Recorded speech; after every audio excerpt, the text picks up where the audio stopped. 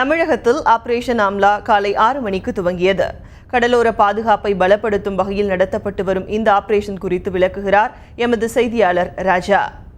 கடந்த 2008ஆம் ஆண்டு மும்பையை தீவிரவாதிகள் கடல்வழி தாக்குதல் நடத்தியதை தொடர்ந்து ஒவ்வொரு ஆண்டும் 6 மாதங்களுக்கு ஒரு முறை ஆபரேஷன் ஆம்லா என்ற காவல்துறையினருடைய ஒத்திகை நிகழ்ச்சி நடைபெறுகிறது. இந்த ஒத்திகையில் காவல்துறையினரே தீவிரவாதிகள் வேடமணிந்து தாக்குதல் நடத்த முற்படுவார்கள். அவர்களுடைய இலக்கு என்பது அரசு அலுவலகங்கள் மற்றும் முக்கியமான அரசு உயரதிகாரிகளுடைய கட்டிடங்கள் மற்றும் பொதுமக்கள் அதிகம் கூடும் ஷாப்பிங் மால் போன்ற இடங்களில் அவர்கள் தாக்குதல் நடத்துவது போல் முனைவார்கள்.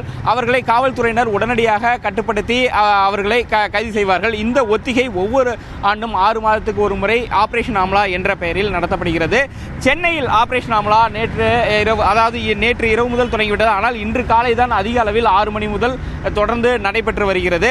இதில் தமிழகத்தில் உள்ள கடலோர மாவட்டங்களான திருவள்ளூரில் தொடங்கி கன்னியாகுமரி வரையிலான 13 கடலோர மாவட்டங்களில் தீவிரவாதிகள் ஊடுருவினால் அவர்களை எப்படி கட்டுப்படுத்துவது, அவர்களை எப்படி பிடிப்பது, அவர்களை எப்படி எதிர்கொள்வது என்பது குறித்த அந்த பாதுகாப்பு ஒத்திகை நிகழ்ச்சி தொடர்ந்து நடைபெற்று வருகிறது.